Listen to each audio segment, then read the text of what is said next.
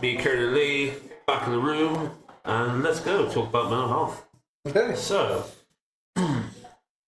let's go from the side of like how mental health is interact with like gaming, or gaming like areas and like your nerdom and things like that. Okay, yeah. For me, there's I would say like my gaming has like always helped my mental health like every single time. It seems like over time, definitely has helped to develop it. The main things that I found was like a kind of almost like hurdles as well. Like I've talked about this a little bit as well. Like I've suffered from complex post-traumatic stress disorder. Like sometimes it's like I found myself like almost like disconnecting from like the nerdom and stuff. Like I was kind of isolating myself afterwards. And also that it's like sometimes it's a bit too much for me. If you're sitting there and you're having like 3 games and you're there for an entire day, It's or like a bit 4 overwhelming games, after a while, isn't it? Like you get brain fog, and you just everything's just kind of dissipating, and you're just like, I can't even form sentences, let alone anything else. Like I found like as well, like sometimes like when you're making friends and stuff, and like sometimes I've just like I've isolated myself too much. Like I've been isolating myself from like the gaming community and stuff really for about a year now. Yeah.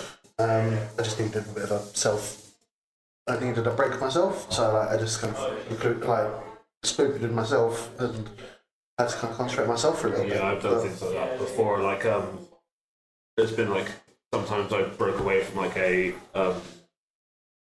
D&D campaign or something when I've had like really big instances of like loss and like things like that. Because I've like, even though in the back of my head I'm like, this is definitely going to help, like actually being around people that I know are there for me, that I can like rest on, who really care about me. I just like got into my own head and like that whole like 5 levels of grief thing is very like it really like overcomes you, and it's really hard to like battle out of that when you're like going between incredibly sad to like incredibly like angry and just like hollow and just like I've definitely done that in the past, like maybe a couple of times, and it's not been the best idea for me, definitely not. But at that point in time, you can't focus well enough to know that it's not good for you. If you know what I mean? Yeah. But yeah, like that's definitely like my point of like view on that kind of thing. What about you, Lee?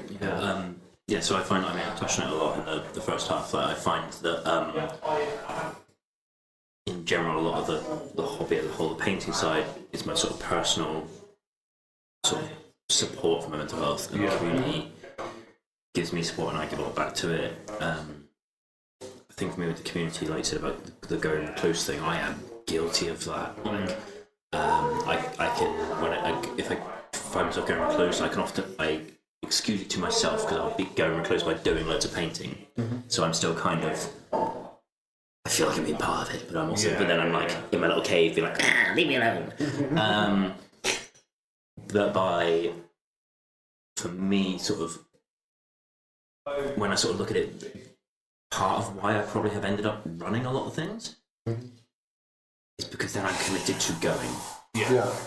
If I am just attending a club, I have to arrange a game with someone.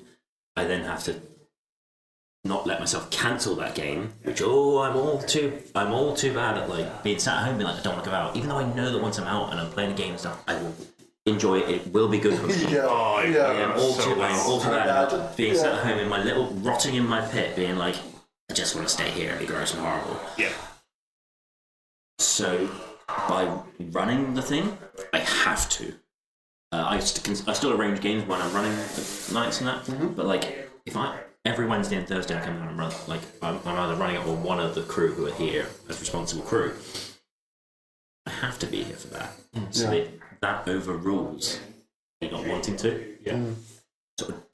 I make myself commit, and then that way I'm then okay. Be it sometimes I bring painting down or a certain game or whatever. I kind of effectively forcing myself past that hurdle with it really helps.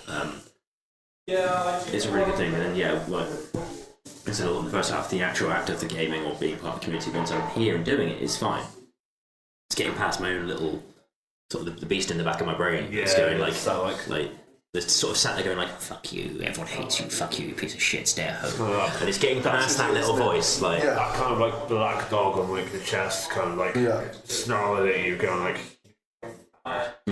like no one cares about you doing this thing. It's like, no, I know this is stupid, but you can't get past it. It's so difficult. And that's where like by me having a modicum, like it's not a big responsibility. It's ultimately it doesn't matter if I don't do it, but it's just enough of a commitment that I have to do it. Yeah. And it's one of those things where if I'm genuinely really bad and I can't, I've got enough of the close friends of the crew around me that I can be like, I can't do today, but they will then check in on me to make sure I'm okay a day or two later, that sort of thing. But it's rare that happens. Sometimes I'll be like, not great, can someone else sort of take the lead on running the night? I'll still turn up. But it's finding out a way to force myself past that initial bit. There's I find all of that, just all of that by the way. But also Nathan, I find myself going into a weird like shame spiral afterwards. Like after I've made an excuse for something, right, and then because like I've just had a mental health problem, like, and then making an excuse, I'll just try and find anyone because like sometimes you can't talk about it to a certain person, right? Like there's also the I go into like. So the problem with CPTSD and everything is like massive shame spirals, right? Like out of tiny little things, even if you just needed to take a break or anything else, it's like a learned response, right? Essentially that you're not, that you don't really matter, right? Or like your feelings don't have a problem. Yeah. So I was just about to cough, by the way, it's okay. There's, like actually, to out myself, the game and everything we were going to have on Warcry and everything about 6 months ago? Yes. Yeah? That's exactly what happened. Like, I was like having a mental health problem.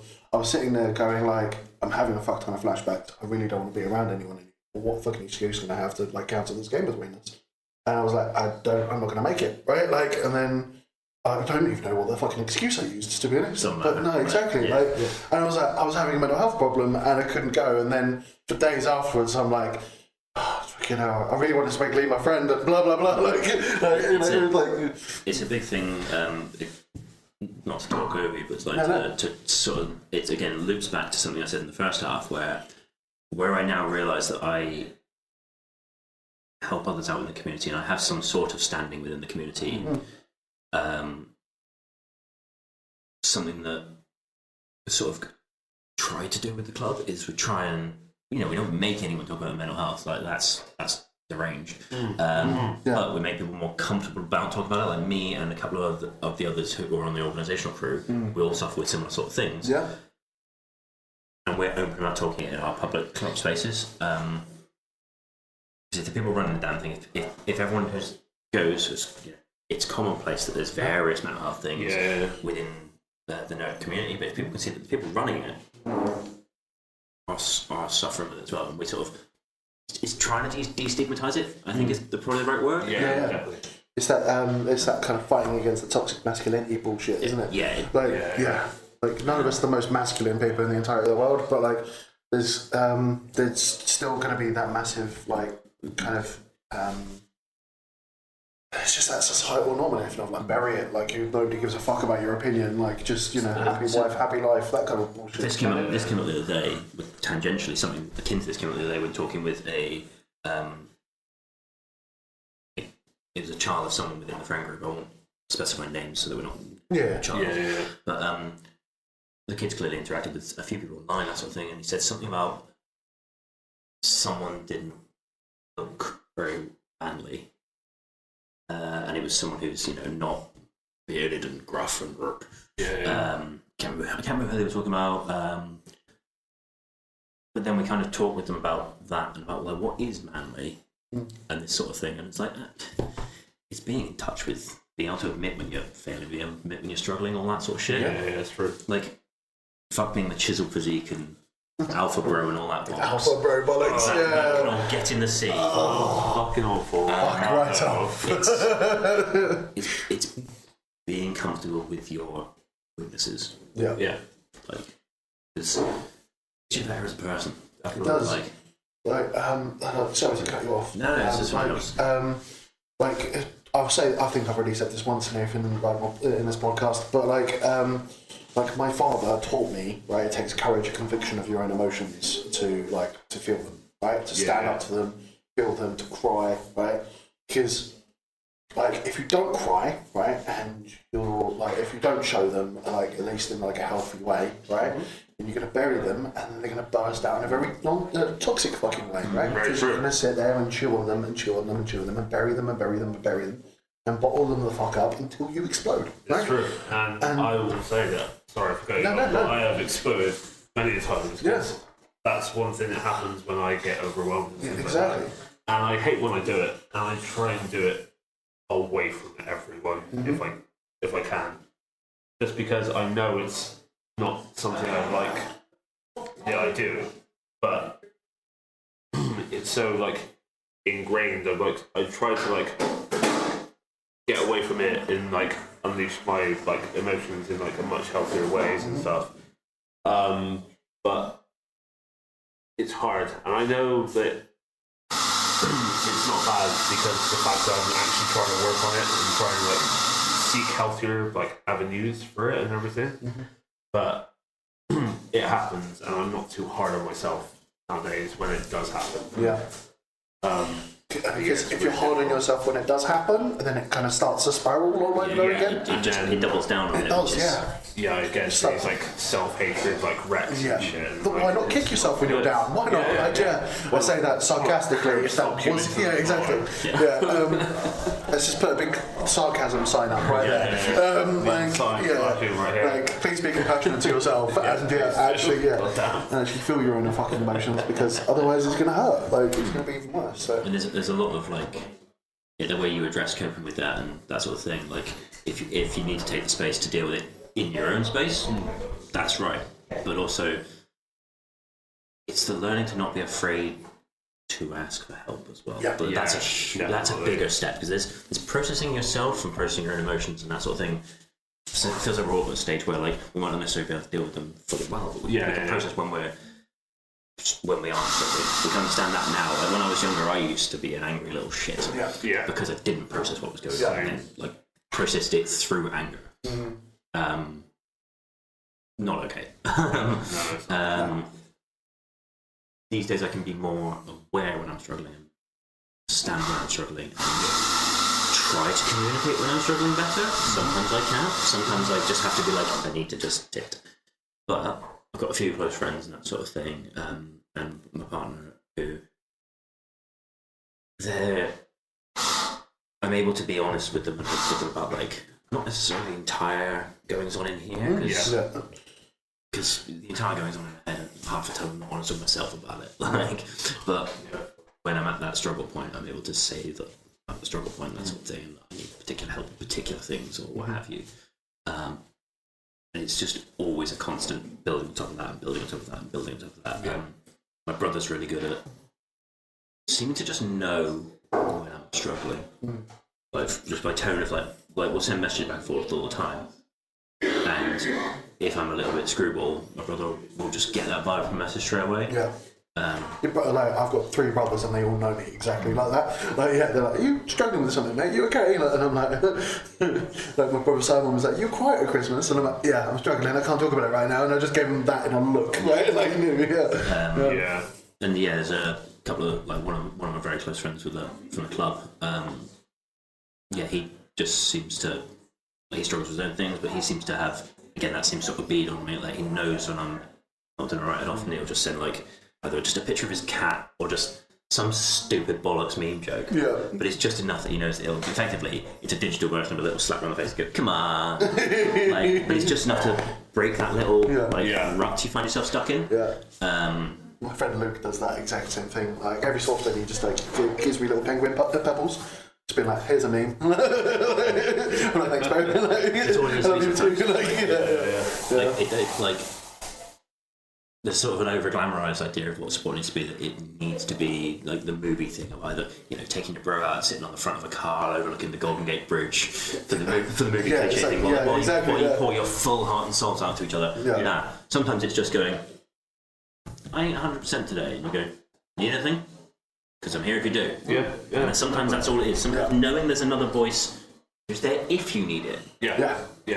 Sometimes that's all it is. It's true. It's very, very true. And sometimes you do turn around to that person and go, yes. And sometimes what you need is you need to go to the pub and have a few beers. And shoot the shit kind of thing. So like a really good, healthy point in everything of that as well is like sometimes it's banter. Like sometimes you just need somebody just to like have a reason to smile again. Do you know what I mean? Sitting there and just taking the piss out of each other, or like having a fucking giggle and like just like doing some sometimes you need to sit and go through the nitty gritty. And I've got a few friends where I've sat and we've done that. Yeah. But a lot of the times it's not that. It's something to drag you away from the nitty gritty. And it can often just be a bit of a giggle, that sort of thing. But it's learning that both are okay as well. It's like not just always hiding it, but having a bit of a laugh, because that's how you go wrong. Don't get me wrong. Like some of those like boundaries to like or the not boundaries, more like hurdles and stuff to like those kind of really good conversations is that number one, you're not a burden, right? That I like to, in my own head, right, I go to ask to kind of get over that I'm not a burden, right? I go macro, right, and I kind of go, well, I'm a human being, right, first of all. And when people are talking to me about their problems, like, I give them compassion, understanding, like all of these like really good, helpful things, and they're never a burden. So why am I a burden to other people? So like sit there and to try and challenge those kind of negative behaviours and those kind of negative thoughts. And then I specifically go, so why can't I ask for help?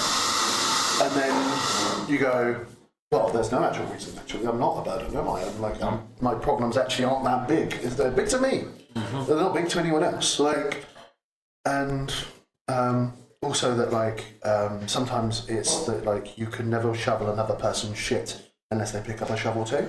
Right? One of the most golden rules of like asking for help. Because otherwise it is. Sometimes it's like you're sitting there and you're trying to help to like fix, I'm going to say this with big bunny ears, but fix people, right? And you're just like, you're sitting there and they're not fixing themselves, right? And like I've spent months. No, exactly. Like, work as well. You have to kind of let go and walk away from it a bit and be like, look, like, I know you're going through a lot. I'm here if you need it. And that's why it's really important if you need it. Like to also allow them to have their own agency as well. Because unfortunately, like, now, sometimes I've been through times of my life and everything where I wish, oh fucking hell, this wasn't true. But like, my problems are my problems, and I'm the only one that can deal with them. Yeah, that's true. Like, I have to pick up the shovel and start digging, because I'm the only one that's feeling the same things. I'm the only one that can really identify where the problems are. Like, they're my problems. Like, it's like sometimes when I actually do get around to asking for help, or just asking for like a little chat or something. Sometimes it's just I need that like little like kind of echo chamber kind of thing to just word vomit the shit that's going through my goddamn brain, just so I can pinpoint what's fucking dumb and what's actually makes sense and what's actually the fucking problem. Sometimes I find it's like you need like a wall to vomit on, right? Like just a wall to like speak to and then vomit on, like, and your friend can be that wall for you. Sometimes I can do it, like I've learned how to like record myself and do videos myself. That's a good. And just do it to myself, and I'm like, cool, because also for like the camera, flip it around the other way. So when you look at yourself, did you know that whenever you look in a mirror, everything else like your face is swapped around, right? So you can. On your camera, you can swap it back around like you're like around the person. And I found for self-compassion, right, is when you flip around that camera, your brain has never seen that picture before. And you start to see a view backwards. Exactly, because so your brain and everything starts to think of that person as a random stranger. Like, it's really weird. Like, try it at home. Like, honestly, like, just when you're looking at yourself in like a Zoom meeting or something like that, you can go into the settings and just flip around the camera, so you're not looking at yourself in a mirror image.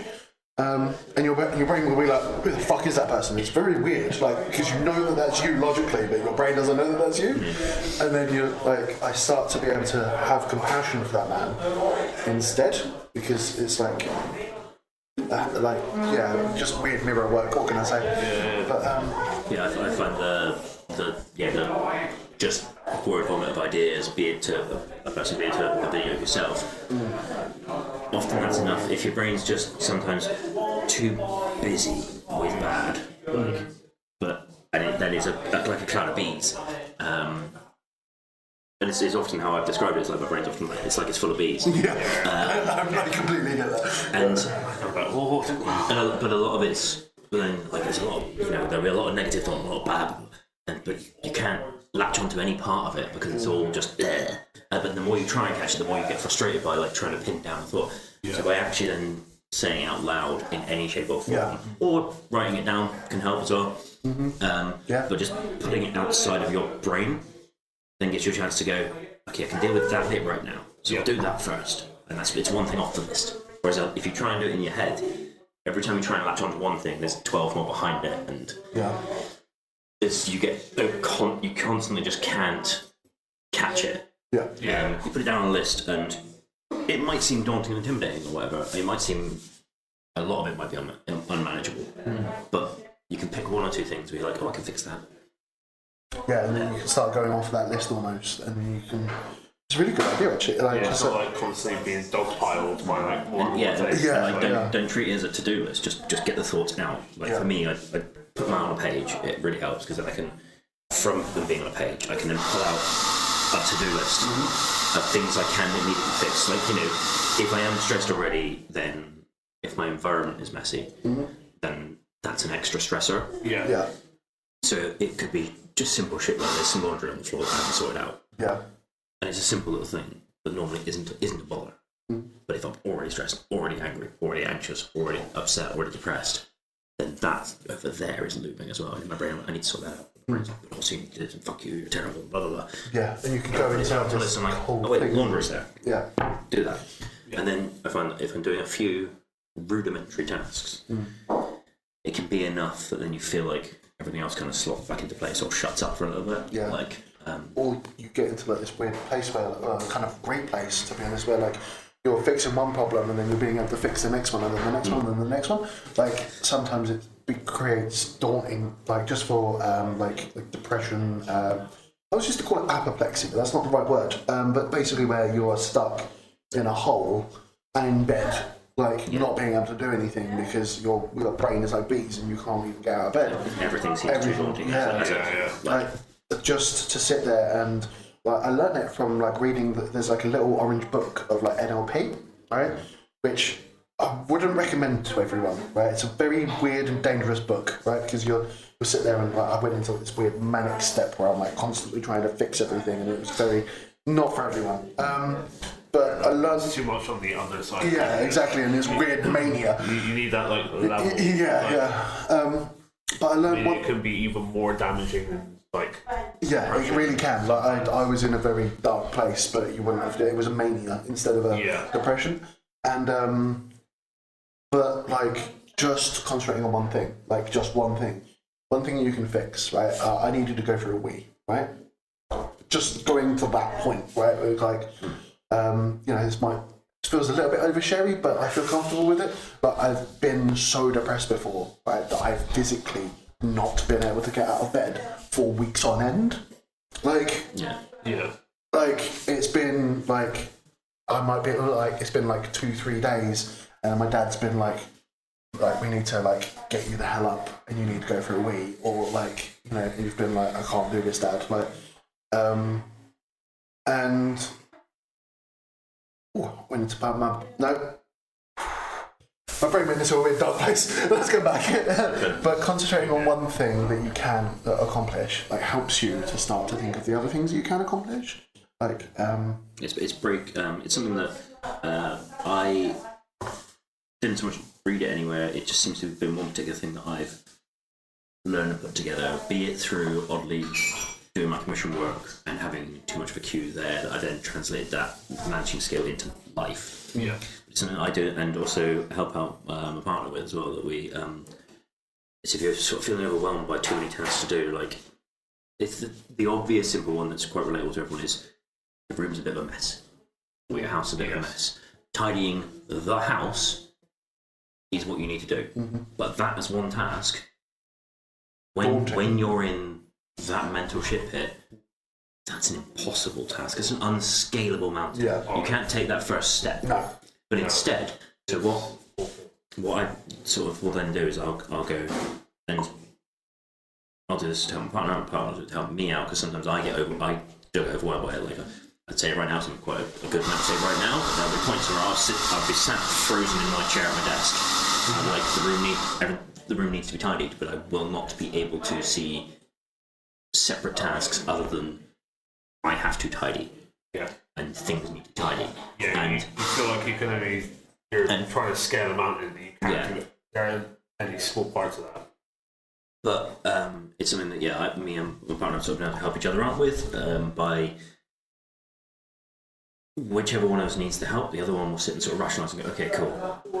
And we'll give each other the first task, because tidying a space, you don't need to see inside the person's brain to know how to tidy a space. Yeah. And it's very easy to look at space and pick the obvious things first, like, oh, that used coffee cup there, take that down to the kitchen. The laundry on the floor, put it in the laundry basket. The obvious things first. It's find the very simple, very obvious tasks first, because the second you do them, you're like, fuck yeah, I've done a thing. And then you're like, I've done a thing, what's the next thing? And you gradually make the things slightly more effort, slightly more of a task, but don't consciously, like, it's a weird balance to do, but like, especially, I find it helps a lot if you're helping someone else do it. Yeah. Because you can sort of on the outside look in and be like, you do that next.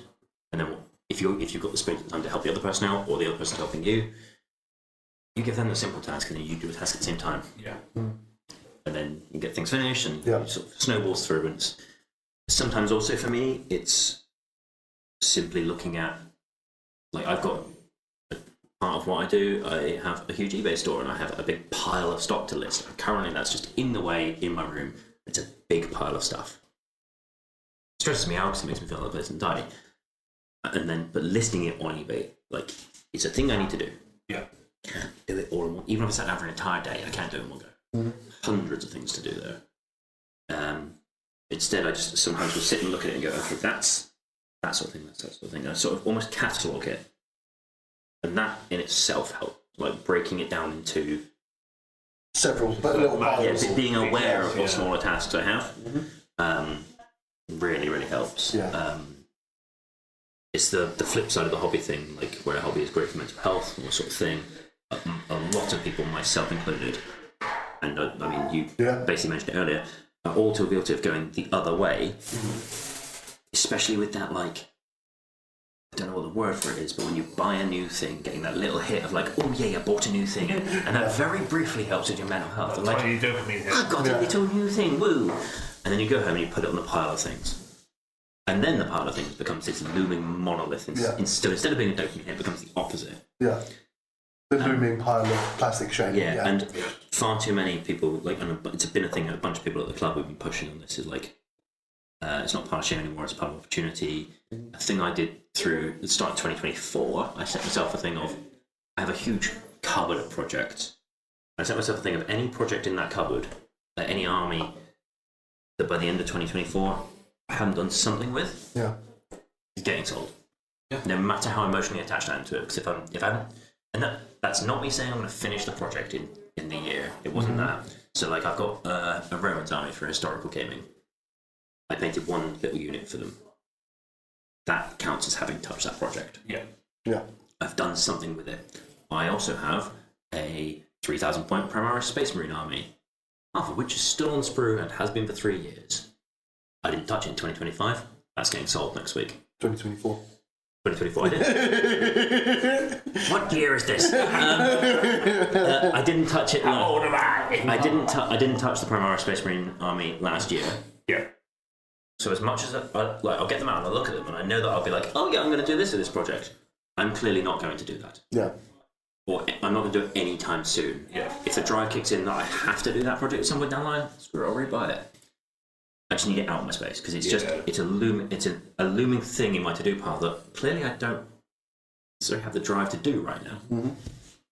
There's a few other bits and bobs that I need to go through. There's a Cruel Boys Age of Sigmar army that I've stuck together, spray painted. That 2 years ago when they came out, maybe 3 years ago now. They've been living in a tray since. I played a single game with them, not looked at them, not put any paint on them. Away they go. Yeah. Like they're great models, but I got sucked in by the buying the new thing. So yeah, but breaking things down into tasks has helped with that. Yeah. Because for my wargaming stuff, what I've done, I've got like a project manager tool on my phone. I was going to get up and show you, but I realised I can't audibly show. I've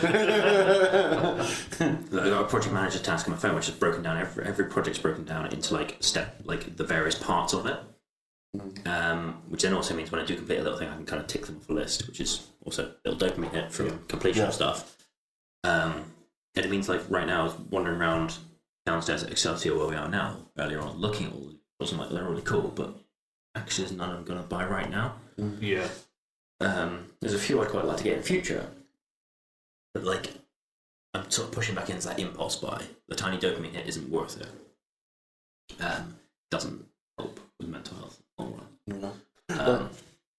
For me anyway. No, I completely get it. Like, don't get me wrong. Like, I think that's a really great structure and everything you set yourself up with. Like, a little bit harsh, I must say, but like, I completely get why. Born out of necessity. Yeah. Like, is it just me and everything, or is like whenever I get like that dopamine hit, my brain automatically does the Final Fantasy VII battle theme? Like, just a victory music, just and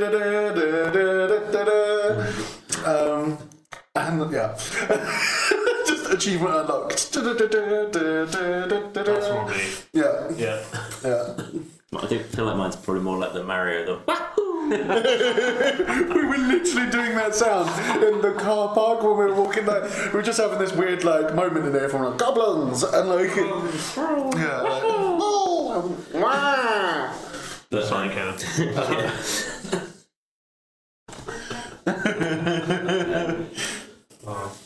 But there's I completely get that. Like sometimes when like for like a structured like system of that, like, it takes a lot of work, and I'm really proud of you by the way, dude. Like that's fucking amazing. Like for like certain things, I always find that like a structured place is really, really great, right? Like to try and like sit there and start building up a way of like I used to use like a diary all the time, and I got a lot of shit done. I really did. It was great just to write down my thoughts and write down my feelings and write down like, what I'm going to do for the next day, and like start setting goals and smart like tasks and all of this other stuff. And parts of that is just friggin' amazing to be able to get yourself up and out and doing things. it's habit building. It is. Because once you build the habit and make it normalised for yourself, then it's not work. Yeah. It's a lot of work to get going. Like when I set that project planner thing up, a lot of work. Yeah. But so got it set up and got it running. It's now just normalised. It's now just what I do, kind of thing. So something like you do something for like 28 days and stuff, and it becomes a habit and stuff like that. Isn't it? Yeah, definitely. It's a good way I sort of help deal with the active side of things and stay on top of things and stop myself getting overwhelmed. Because it's well and good having projects on and this sort of thing. And like I said in the first half, that having multiple projects on at the same time really, really helps me. Yeah. It's far too easy for me, especially where I do a lot of the miniature stuff as a job. I'm around the gaming club all the time. Yeah. I'm active on loads of channels. It's too easy for me to get sucked into too many things and pull too many different directions and end up with too many things. Yeah. Like I've got an army for Star Wars, or Legion, what's the other one? Not Battlefront, that's the digital game. Yeah, it is. I spent so many hours on the game. The other Star Wars miniatures game that isn't Legion, I've got a force for that. And I've not played the game yet. I saw someone playing it and went, cool, I like that. And it comes with pre-box forces, and you get 2 of them, and that's an army. So I bought Ewoks, because yay, Ewoks. Put them all together, spray painted them. Sat my project covered, because I don't even know how the game plays. I've not played the goddamn game, I just bought some Ewoks. I need to stop doing that. Just to quote Paul, by the way, these into space bears. Yeah. Oh. But yeah, it's just finding mechanisms that help you out with it. Yeah. I've got like a one of my mates was trying to get me into like Malifaux. Oh yeah. I've got like a starter like kit for Malifaux, like one of the bands, and that I stuck together Lilith, and that was maybe 10 years ago, and I haven't touched it since. Then I also like randomly found the other day there's like a kind of like a rugby kind of like tabletop game, Guild Ball. Yeah, it's like an off-brand Blood Bowl. Yeah, it is. So I've got like I found like my box of like starter fisherman like thing, and I've not even opened that. There it was like I need to stop doing it. But thankfully, I've stopped doing that kind of thing like in the past like quite a few years. But it's like I know if I buy some like plastic crack again, Yeah. I don't want to do that again. It's like Really, just you're like it's like chasing the dragon, isn't it? This is why it's called plastic crack, right?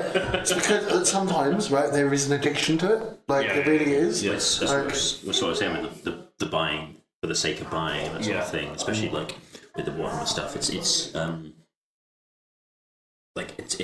with the way like Games Workshop primarily, but a lot of other miniature companies, the way they present is such a content hose. Yeah. It's a non-stop barrage of like, look at the new thing, and you're like, oh cool, you go and get the new thing, and then next week they're like, new thing, and you're like, oh that looks nice, and you get that, and then it's if you play one game system, if you only play 40k, it's fine. Yes. If you only play 40k and you've got 1-2 armies 40k, there's not going to be that many new things for your army, so it's very easy to stay on top of the things you want. When you play multiple systems, like myself, I play 40k, I play Old World, I play Necromunda, got an Age of Sigmar army, I don't play it very much. I've got Titanicus Force, I've got Blood Bowl, like I play basically every Games Workshop system. And so every release that comes out, I'm like, oh, that's quite cool. And I also convert a lot of stuff, so a lot of things, most releases will fit into one of my armies. But then I sit there and I'm like, oh crap, like I can't be every week buying everything that they release because I just can't do that. No one has that money. That is not sustainable for anyone. It's having that.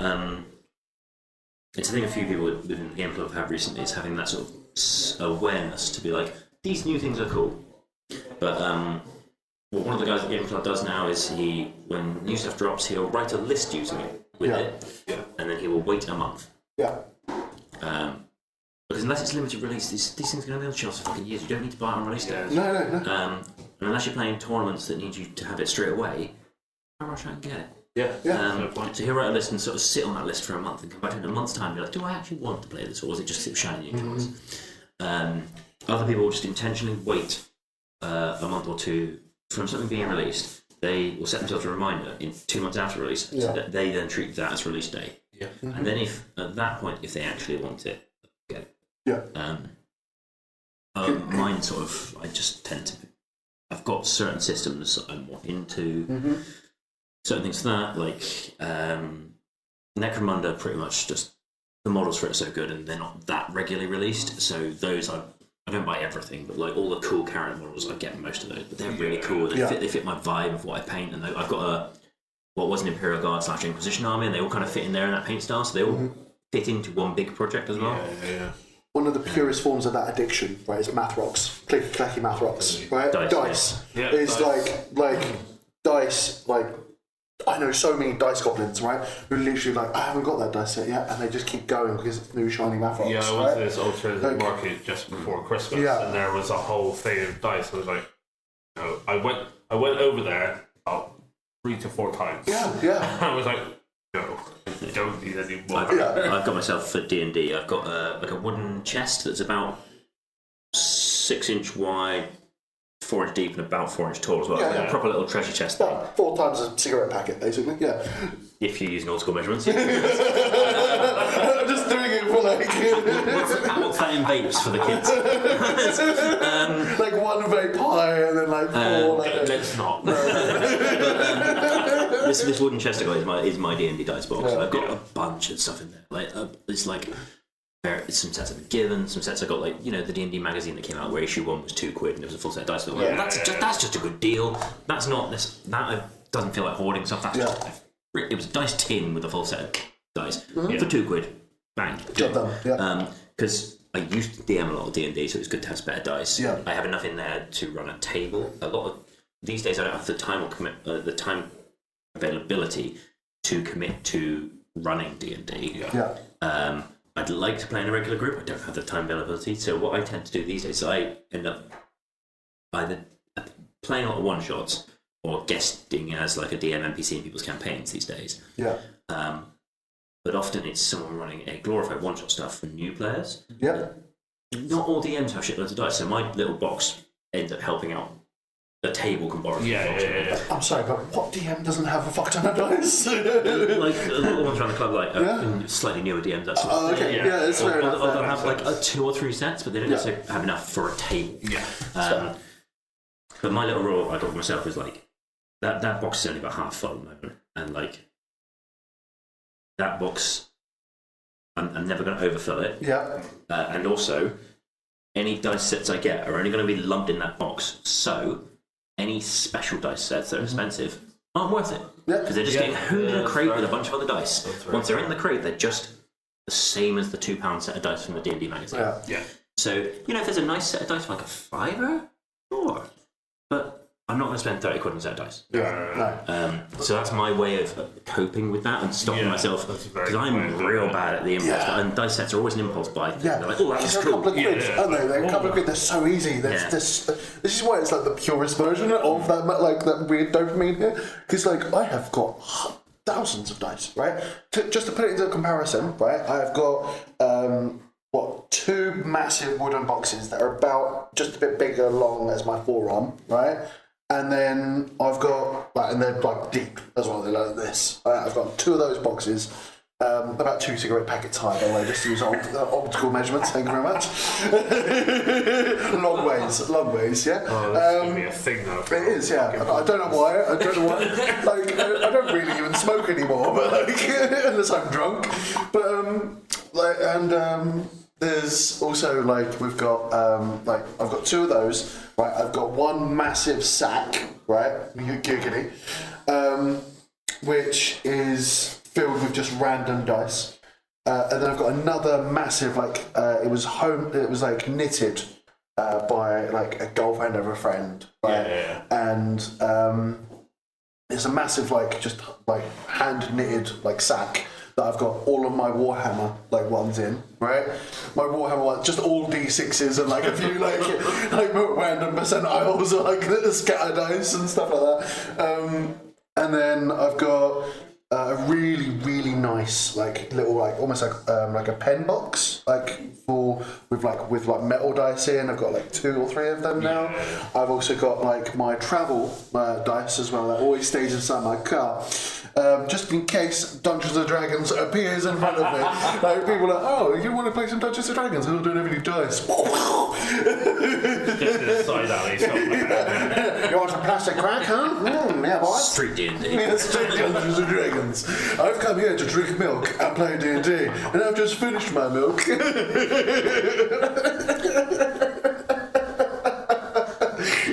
No one gets that quote from IT crowd. Job done. Street Scrabble. To basically circle it back around, D&D's a really good mental health coping thing. Yes. I've run various campaigns for people that really help with stuff. I've played characters in campaigns that really help me process a lot of things. Quite a while back, I was part of a table where there was like 6 of us and occasional friends at the table. Long running campaign, but we rather than one person DMing the whole time, we did rolling DMs. That's awesome.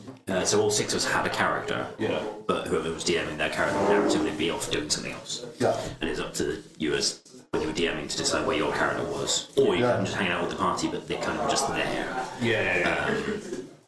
I think you couldn't do DM NPC stuff. We didn't let people do like big damn hero moments with your own character. Like if they were with the party, they were support staff.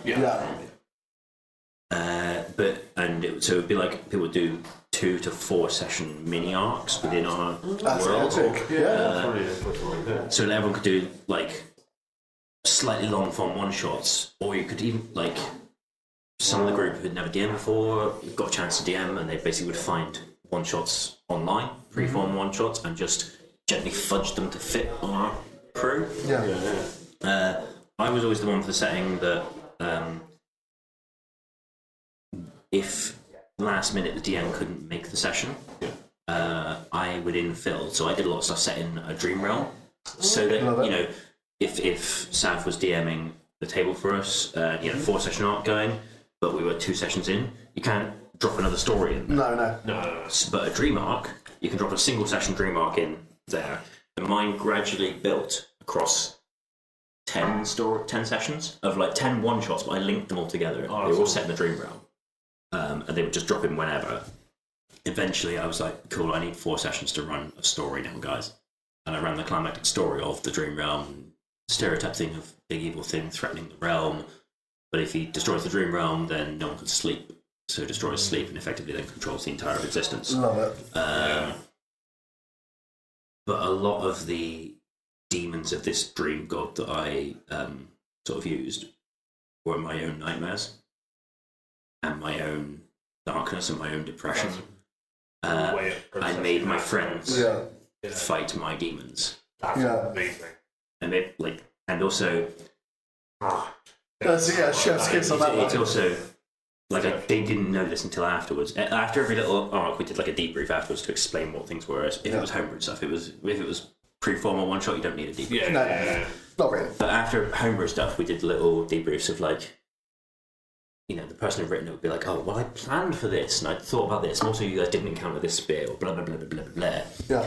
So I then pulled back the curtain and was like, yeah, you guys were fighting my mental health demons. The big Shadow Lord thing before the end, as part of the table, my brother was one of the regular players.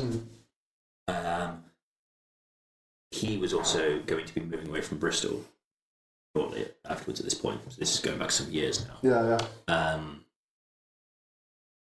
He hadn't told the table and was going to tell them at the end of the session. So me and him knew this. His character did the noble sacrifice fighting the shadow demon.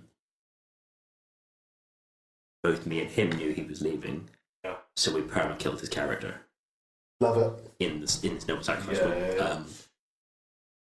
But the fact that my brother didn't realise that the character was like the full epitome of my depression as well. So like the group, and especially my brother, kind of fought my dark demons, beat them, and it genuinely helped my mental health for some months afterwards. It's essentially the group therapy, isn't it? The little build of it and that sort of thing, and also being able to fully describe some of like my nightmares and some of the like depression, almost hallucinations is the wrong word, but almost some things that kind of corner your eyes see and things the tricks your brain pulls, and some of the horrible shit that's really hard to describe otherwise. And if you're describing it in a void to say a therapist or whatever, they're just going to go and take some notes, and that's it. They're not going to process it really. You're just describing things. My therapist is actually really fucking good, but like, I mean, in a more general sense, but by describing them as beatable monsters that your friends then band together and beat for you. Oh, that was good. And the adding in the thing of my brother's character sacrificing himself to fully beat the darkness away and that sort of thing was a wonderful coping thing for me at the time. I would have cried afterwards. It was something beautiful. And my group of friends at the time, once I sort of explained to them, some of the demons were real fucked up. And some of them were. Always a good thing to say about your own. Some of them were borderline unbeatable as well. That's how they are to me. But they're them finding ways, and it's one of those as well. Like sometimes when you DM D&D, you as the DM, you sort of set a plan for your players, or you seed together some items they have to gather, or a puzzle they have to solve to beat the thing. I didn't have a plan how my players were going to beat not just the final thing, every creature I threw at them, I had a loose stat block and stuff. Yeah. But also, I wasn't just going to let them go, cool, swords out, stab, stab, stab. Yeah. Yeah. But I didn't have any plan for how they had to beat them. I kind of let the players come up with these. Yeah, because they're your nightmares. You've been battling so long and you haven't been able to beat them yourself. By then, so therefore, having it shown from a different aspect of how they think they could be in, that's where you're coping. That's where it's healing. Yeah, and it worked out sort of brilliantly. And then from a player point of view, to like switch away from that one so I don't just keep doubling down and re-explaining that. From a player point of view, there was a character I played through with a bunch of people. This is a bit more recently. We played it just before and into COVID, playing Strahd. And I played a character based upon Bray Wyatt's The Fiend. Yeah. So it's a character with two halves to him. Pacifist half who would not fight at all, and a creature of just pure rage. I couldn't control the switch between the two in the same way that you can control when anger flicks in. Yeah. It had to be a narrative reason, or the DM just went switch over now. I'd agreed this with the DM beforehand. I was playing as a tiefling warlock, and I kept all the weird tieflingy powers to the rage creature, and the guy, the other half, the pacifist, was basically just a sad sack alcoholic. I didn't look far from inspiration. But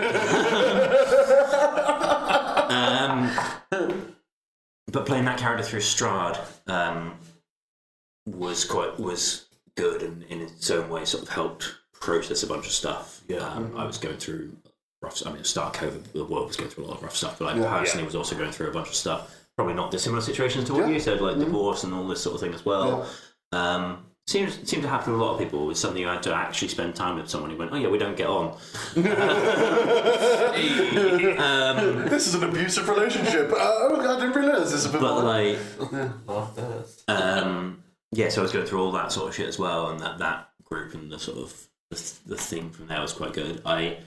Since we then finished Strahd during COVID, I then more recently with people from Bristol Gaming Collective, we did a one-shot thing.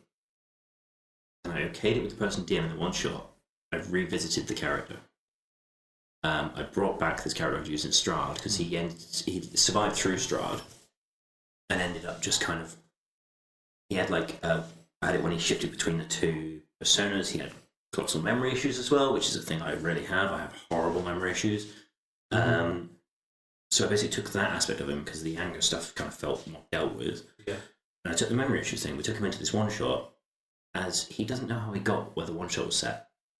He's got no memory of it. So he was just in this little port town wandering around, just being confused and scared and drunk. Yeah. And we sort of ran him through this one shot, and the character growth he had in a simple one shot that you don't expect character growth in a one shot. One shots are like, lol, where's the bad guy? Stab him. Unseen. But the growth he had through that, and while he was a little bit silly, because it was one shot, you can be a bit silly in one shot. He was a little bit silly, but he also had the growth to step up and take responsibility when needed. There was a ghost ship thing, and he started just piloting it despite it hurting him. It had the risk of killing him. He permanently lost an eye type thing, and he stepped up and dealt with that. The fact that some of the other characters around the table felt sad for him but wanted to look after him. Again, it's growth, and it's sort of processing mainly processing a lot of my memory issue stuff through that and trying to work out ways around it.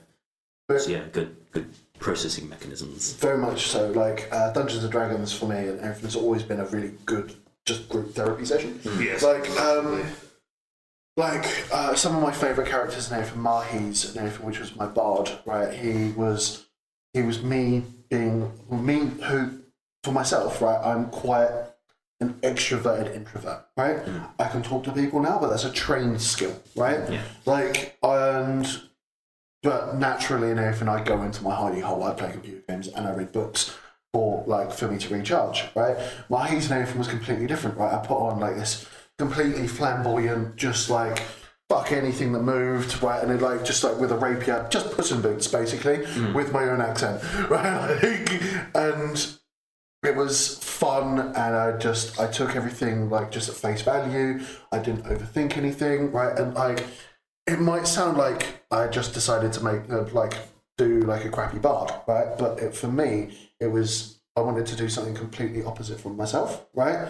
And just to see how it fit, just to kind of see how it went. To be honest, like I was like, I've never played a character like this. Usually, I'm like the broody necromancer, or like which is the one that we're in right now, or like just the disgusting necromancer which we're in right now. But I've to play like Mahis and everything. Like, he was my most loved character because I would get into like random things, but also he had like a whole story arc and everything where like he hated like these religious nuts who were like they basically burnt down his entire forest, and were like trying to hunt all of these fey creatures and stuff like that, and they were like really bad, and like it just for me to be such a careful human being right now, but like not being like just being carefree and just everything else, it was just really. I don't know, what's the word? To help with character. Cathartic.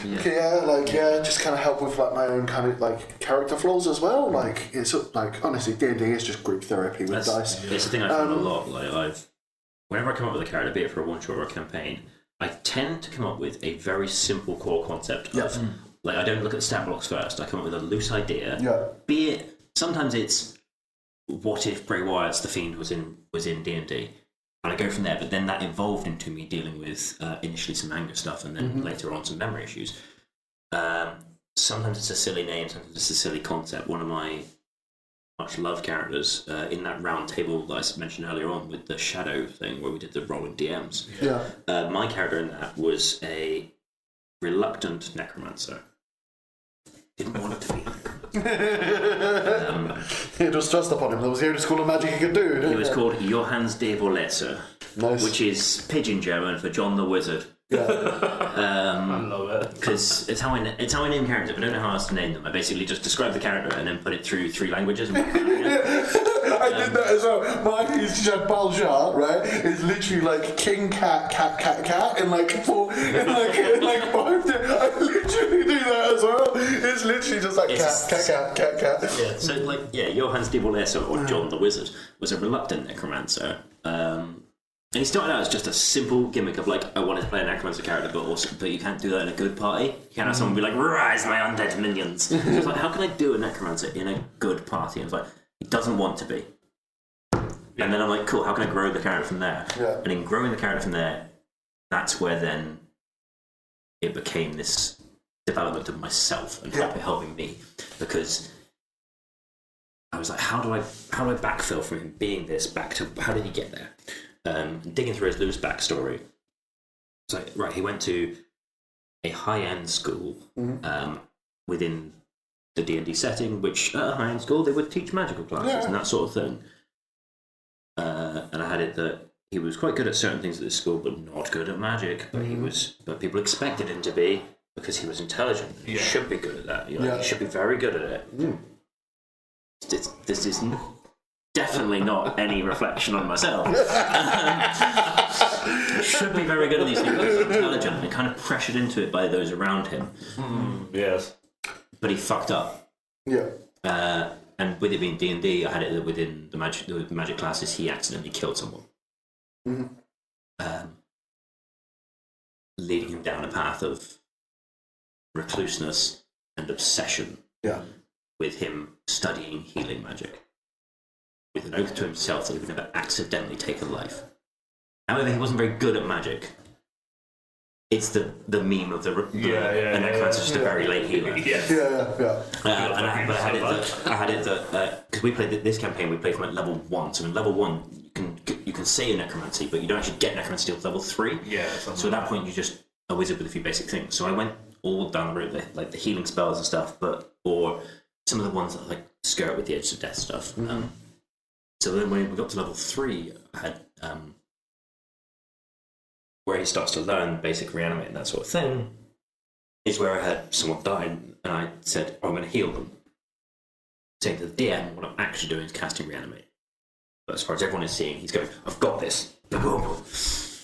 And brings him back, but not quite right. The resurrection just animated. And from then, he grew from there, and it was again it was sort of the sort of personal growth thing I had from that was like learning to embrace what you can do within what's expected of you. Yeah.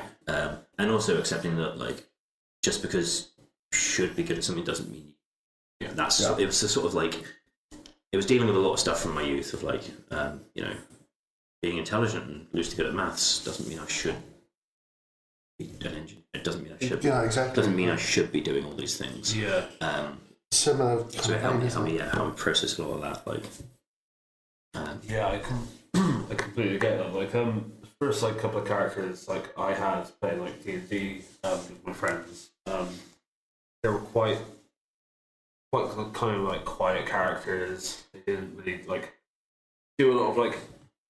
They did the main interactions like a little bit with like what was happening in the story, but like I've always been like a very like kind of like sociable person, but I've also been around a lot of like very big personalities and stuff. A lot of my life. So even though I'm really social, I've always been like a little bit like quiet and don't like always speak a lot and do a lot more like listening and things, and then like I'll talk through every now and again and stuff like that.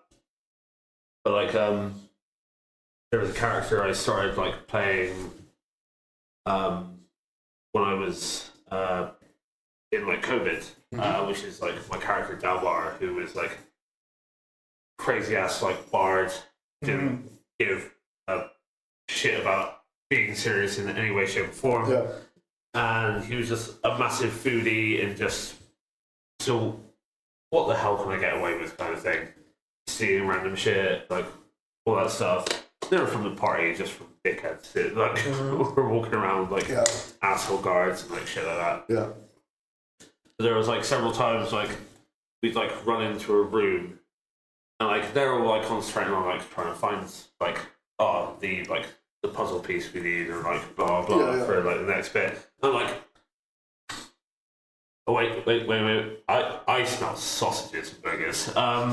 You do your thing here. I'm going to have some of the buffet. I'll be back when you sorted this. Yeah. I just run off and then accidentally get myself into a ton of trouble. Yeah. And then I think at that point it was a kobold kitchen, and I was like stealing some of the food, and they looked at me as like, "What the fuck are you doing here?" So I may have turned them all into paste with Thunderwave, but they're running all covered in kobold blood. Like, I think we should leave. I may have made a mess. But that's been excellent, and that's like kind of like grown my characters into like more of like kind of like what I'm doing like now in like the Evil campaign with like Kushite, who's my first like fully martial character I've ever used. Yeah. Who is just big, ragey, big centaur dude who reluctantly cares about his bastard party, but gets so annoyed at them all the time anyway. Yeah. Like, he's such a grumpy Drills as well. Like, I was like, I'll help you, I'll probably die for you, but all of you can fuck off so I can go for a drink because you've just wildly pissed me off. Yeah. So not based on anything in particular? No, definitely not based on like me in any way. One of my favourite ones, Nathan, like when I first of all moved to Bristol, when I started to play some D&D with I made some friends through the ambulance service. Because I moved from like South Hop to North Hop, and then I was sitting there, right, and I'm like, where the fuck are my nerdy peeps at? Like, I was just like, where the hell am I? And I was like, oh, how you doing? And I made a few friends, and like, we had so much fun because we were able to like do Dungeons and Dragons at like 3 o'clock in the Friday morning when we were just like waiting for 999 calls or like taking 999 calls when we were really busy. Like, we're like, okay, we can't do this anymore. But how do we do this? But like, there was. Can do a call and roll for a death save. That's just insensitive. But yeah, we just couldn't do it at the end. But there was I made a character, Nathan, and his name was Joffrey, right? It missed between Joffrey or Jeffrey, depending. Yeah. Everyone was like Jeffrey. I was like Jeffrey. There we go. That's fine. I said Jeffrey, but I spelled it Joffrey. I don't know why. Anyway, and I just made a human fighter, right? Mm-hmm. That's it, right? And I literally was like, I don't know what accent we're going to use. I'm just going to keep this. And his parents were still together, right? There was no backstory. His parents were still together. He was a farmhand, right? And he just walked into this pub once, and it was just like, okay, cool. And he was like, I'm going to use my last coppers and everything like that. And then literally, that was a mercenary, yeah. Exactly, yeah. Just immersed myself just as me, but as a character, and then just went from there, right? And it was weird. I turned into a paladin, right? I just went into a weird paladin thing, and I was just like, cool, yeah. Nice. Yeah, and it was just freaking great, to be honest. Just how my character developed, and just I put more and more of myself into it, instead. And sitting there and dealing through a whole bunch of trauma and stuff, and literally had to have a therapy session with a vampire who bit me and wanted to know my backstory, and I'm like, cool, yeah, let's go. You've just reminded me of a random ass character I made one time, called Rathalas. He was he kind of had a kind of Blade-esque story. Mm-hmm.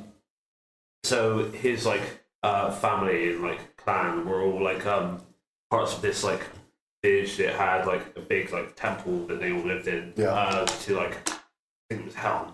Mm-hmm. And it was attacked by a horde of vampires. Yeah. And he was the only survivor at 5 years old or something. Yeah. But he was bit a few times and became a Damphere. Yep. And then he worked with the church who got took him by one of the priests of Helm, and then became a paladin of Helm of vengeance to fight all these vampires and everything. Love it. But he was so to the book. He was sometimes he wasn't the greatest fighter out of paladins and everything, but he had a lot of drive. And there's sometimes where I was running and it's running with my party. I'm storming ahead must kill all the evil kind of thing. And the rest of my party was oh fuck's sake, he's done it again. He's gonna get us in a load of shit. I was just booted the door in. Yeah. Gone in. I was that was. I just walked out of there because I've seen no enemies. Yeah. Stormed up the road where they're what the fuck is happening? Someone grab me. Jeffrey and Nathan was in 3.5 and everything. You could have a chaotic good paladin, and it was a freedom of will. Oh, right? Yeah. A freedom of will paladin, right? And it was chaotic good, and that's exactly what Jeffrey turned into. And I'm I wasn't projecting there at all. Free will. I'm not actually allowed to make my own decisions now, just because I've gone for I've separated now and I'm going through a divorce. Wasn't projecting. No projection whatsoever. No. We've all agreed. Okay, cool. Yeah, exactly. Alright, right, how are we doing for time? Good. Yeah, good. There's so many things that we could go into with D&D though, isn't there? Many things. Yeah, I mean, you could do a whole just rambling about D&D stuff, unrelated to mental health. Yeah, exactly. There are several programs because of that. Yeah, just doing just that. How are you guys feeling recently though? How are you doing after Christmas and stuff? A bit off with the whole being ill for such a period of time, which I was so focused on everything that was going to happen around this time of year, and things that, because I was so ill, I wasn't recovered enough to do big things that we had planned you were gonna go Yeah. away to like Scotland, weren't we? Yeah. Edinburgh and everything, and like have a big old time up there. But like, I was so damn ill and like on antibiotics and everything. Like, I couldn't even think about doing that. Like, I would have just been in a horrifically bad mood all the way, and just get to where I was staying, and then go like, "Oh, great! I'm just staying in another place away from my like normal bed, just ill and not with the ability to actually go out or do anything." Like, I want to be ill and travelling. Like. No, it's you don't. It's such an awful like idea. It's like, You need safe space when you're ill. Like, like, kind of like, oh, I hate that. Like, had to like stop doing this as well. Like, I was so like hyped for like going out, doing everything, seeing a couple of friends, like things that I haven't seen in ages, or like since like Bloodstock stuff, and like, but I was like, really sucks. But then I kind of like took a little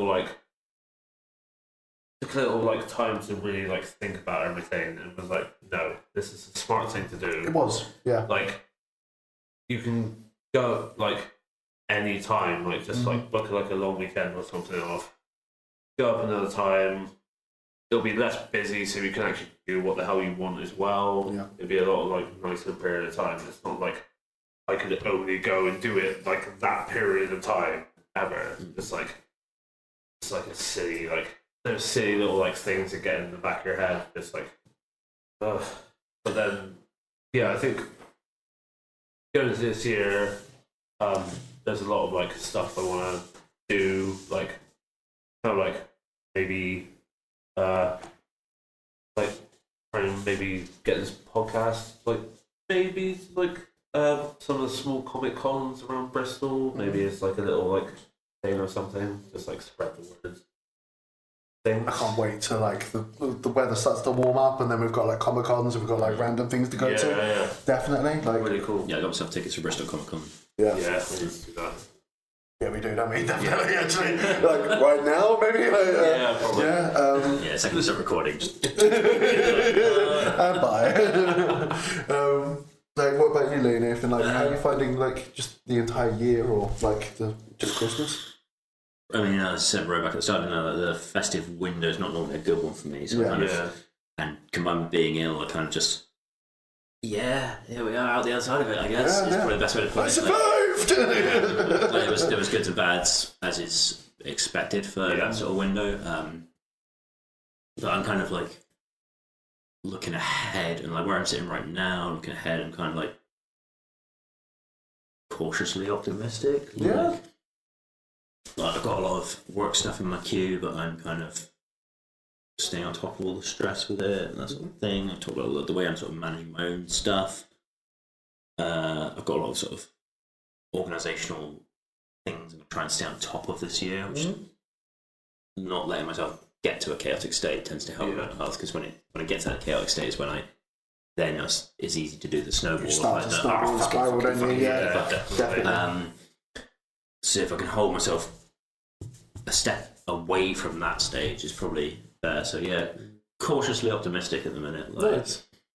But how about you? Yeah, I'm okay. Like, there was a lot of emotion right the way through, like, Christmas, just a lot of emotion. Like, it's very similarly, it's a terrible time for me. Like, it's usually the worst time of year for me. Yeah. And I go into a hole, like, don't get me wrong, like last year, right? I was in a hole from like the 1st of December until after my birthday in January. Like, my birthday's on the 24th, happy birthday to me. But like, until after my birthday, usually, and maybe until even like my dad or my brother's birthday, which is like beginning and middle of February or end of February. Like, I'm in a hole until that entire period, like a couple of months, and then after like the thaw starts, do you know what I mean? That's what usually I'm like, okay, cool, I've survived that. Like, so I survived my hibernation period, and then like, I start to like come out again. I'm just a big old bear. What can I say?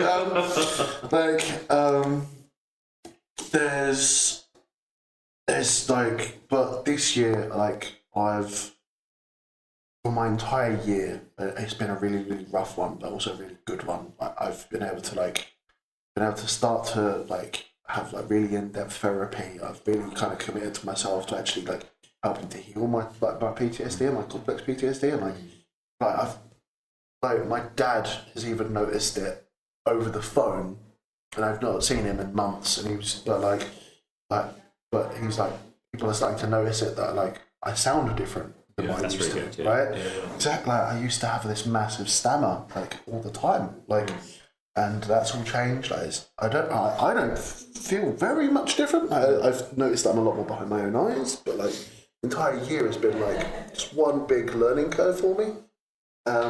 Like being compassionate to myself as well is like something that's, I'm a lot more compassionate to myself and starting to be able to have my own back. Yeah. Like it's been a massive year for me, like a massive year. Like for me to learn all of that thing. Like some people, I keep saying this and everything sometimes, but like I know of people, and I've been in like palliative care and everything, people like literally end of life care, and people in their 80s and 90s don't learn how to do the things that I'm starting to learn how to do. And I'm like, because I'm in my mid-30s, right? I'm 36 in like a few weeks. Like, and I'm like starting to be like, oh, why didn't I learn this when I was 20? Why didn't I learn that? Like, fuck all of that. Like, if people are like learning this in their 80s, 90s, exactly, like you can't. There's no time frame on it. No, and like you start to like learn about like when you're sitting there and you can't compare how well like a fish can climb a tree, or how well like a monkey can swim. Do you know what I mean? Like it's two different like paths and two completely different animals.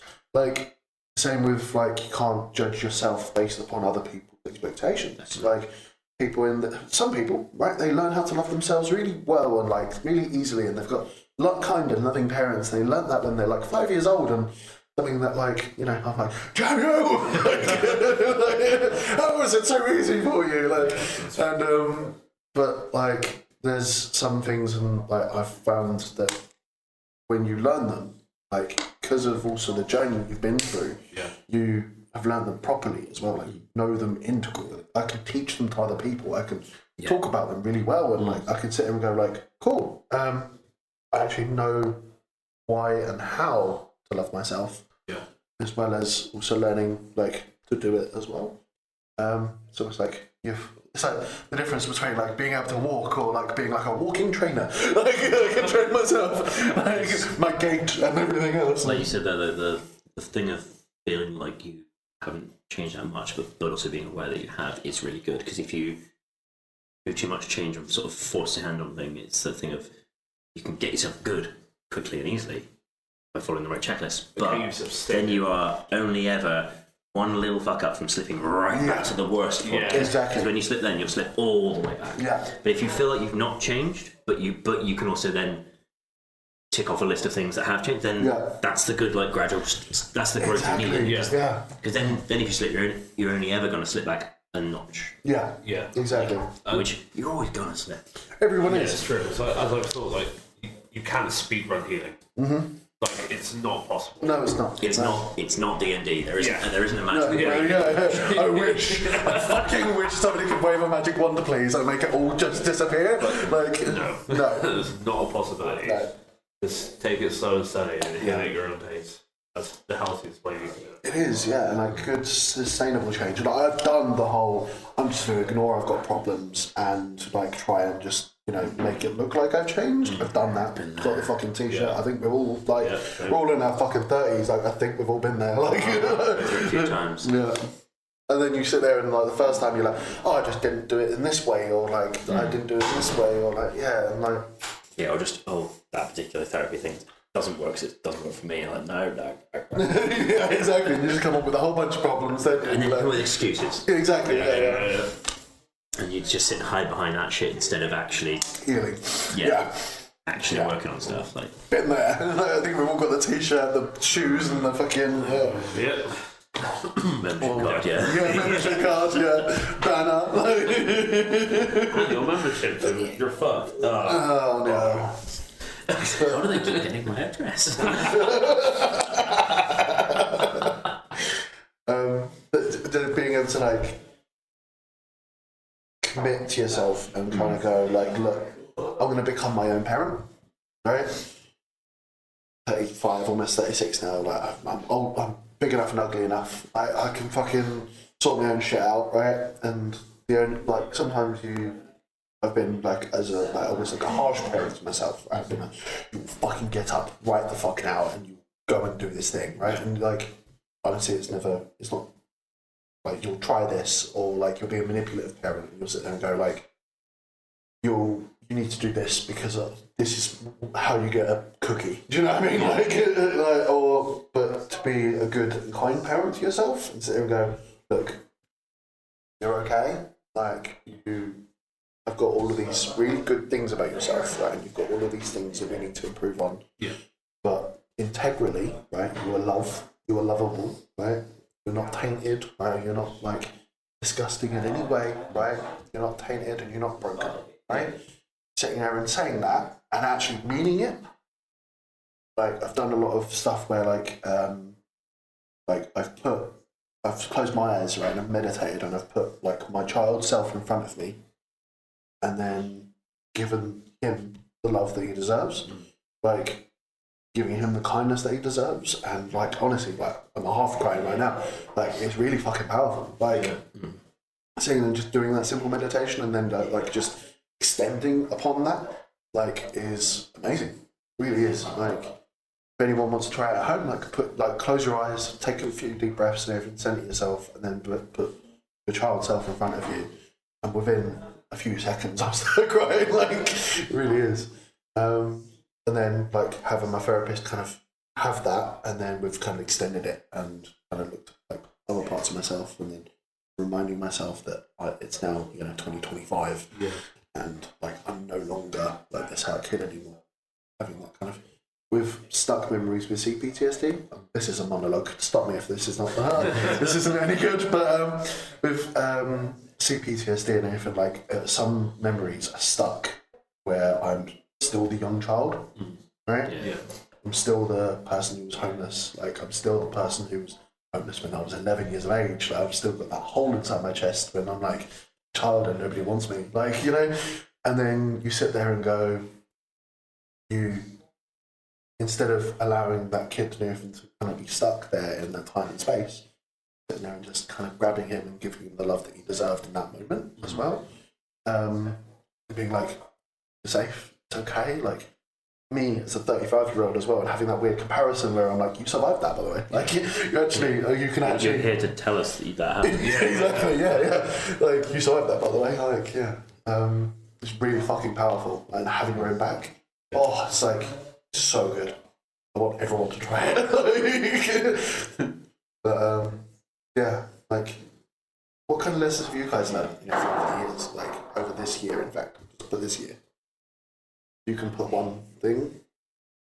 Don't get me wrong, I've had a transformative year, and like I'm not sitting there and being like, "What lessons have you learned? You have to have learned something." But like, brutal year. And from that, I've definitely learned that like I'm not a burden. I'm not always like. Sometimes I've felt like.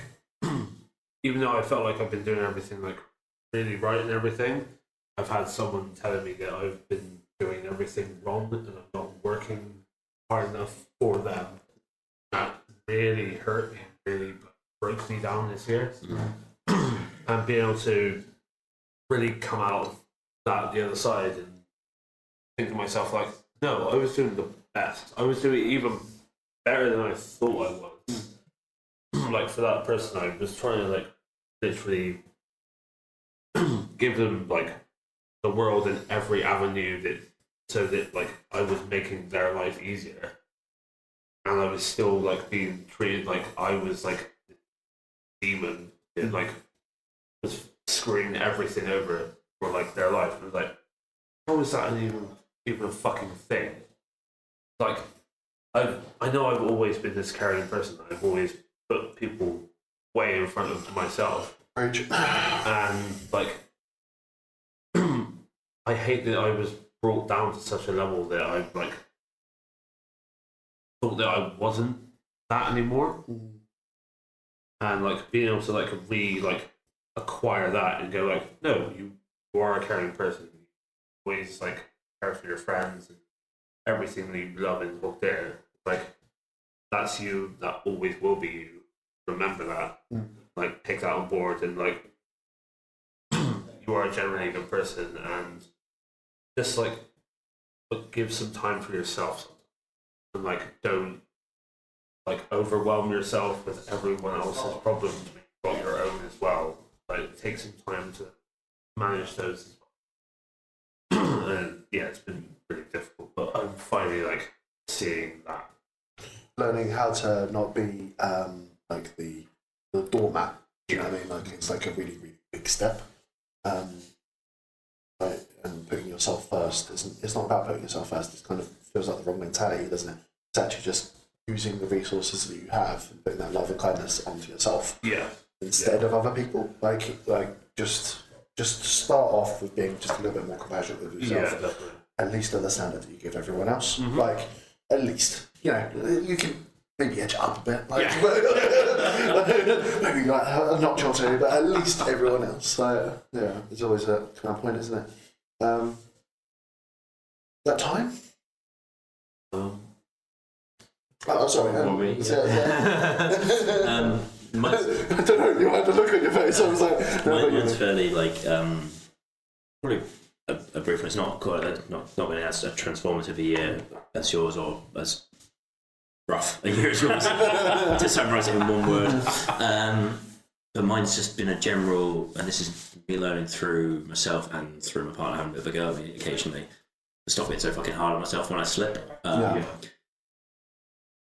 For me, it's very easy that when I do slip, be it with a work project taking slightly longer than it should, be it with just drinking slightly too much one night and wasting the next day or whatever, I very easily slip to, oh god, I'm an absolute failure. I don't let myself as easily have that give, that sort of play of the rope, if you know what I mean. I jump from everything's fine to everything's absolutely not fine. And there's been a year of like learning that curve, especially like my partner quite often say to me about like, you know, if I feel like I'm behind with a project, like this the epic project I'm working on right now, I was talking to you too between recording about the big fucking dragon that's taken me way longer than it should have. And I've been, because the longer it's been taking, the more I'm putting it off as well, which then is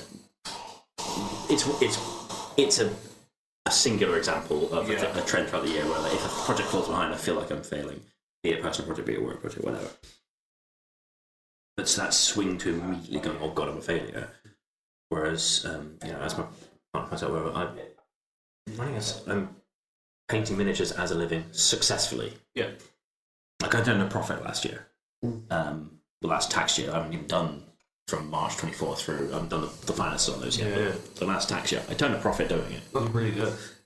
So I'm running a successful thing. Like I could do better, but as we said earlier on, you can always do better. Yeah. But that doesn't mean you're doing badly. I need to listen to the advice I give other people. I need to take the advice I give other people about my painting and apply it to my life. Embrace mediocrity. Embrace being satisfied with the level of achievement you're at. The literal things I was saying about my painting and the advice I give others about painting earlier on is the thing I've learned this last year, and it's the thing I need to apply this next year. Of like, I need to apply it to life, not just my painting. I'm happy with my standard of painting. I accept I can always be better. I accept that there are people better than me. But I'm content with the level I'm at. That needs to be for everything. That's my sort of, I think that's my 2024 learning, and my 2025 lesson goal is that. I think that's my, That's really, really good. But I wouldn't say that's less transformative, by the way. That's a really good lesson to learn. I think you're downplaying that quite a bit. That'd be the mediocrity.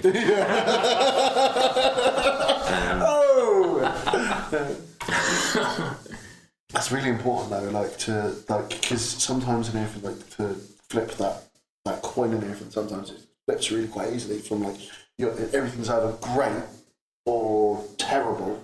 Like, just to actually keep yourself on that kind of almost base level is actually a really good learning curve. Like,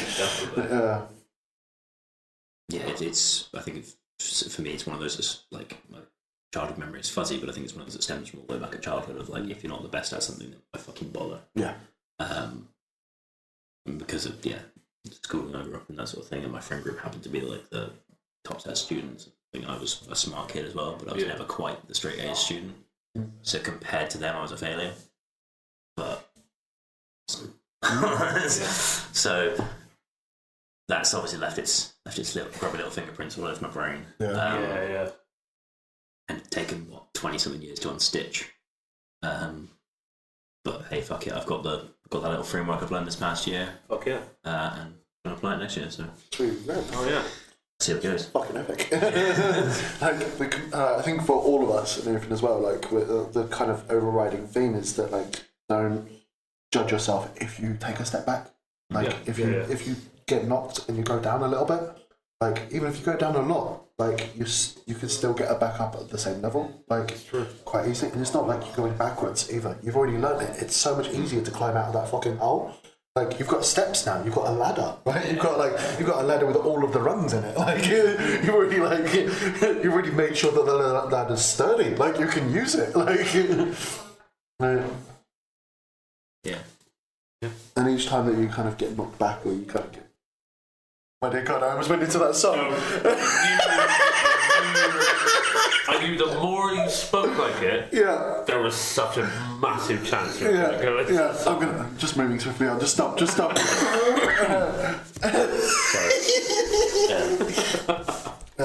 There is an overarching theme though, is that like when you are in that hole, it's going to be a lot easier. Knock down, you get back up again. You had to say it. I moved on, didn't I? Like, I was like, there we go. You got knocked down, but you get up again. You're never going to keep me down. Oh God. And see. You just had to get Not on that note. I was like biting on it. I swallowed it, right? And then you had to bring it back up again. I was like, oh damn it. You can though, like you can get better. Like it's a lot. It is very true. Like, but also that getting up each time is easier. Like, and learning a new behavior, like learning how to love yourself, right, or learning how to deal with like deep-seated childhood trauma. Like, it's all that you still back up again and choosing how to to get the fuck back up as well. Like. Who's to get the fuck back up again? Yeah, everyone keep me down. So gave me this little grin, and I'm like, yep, I'm going to say it now. That's your outro music sorted. No.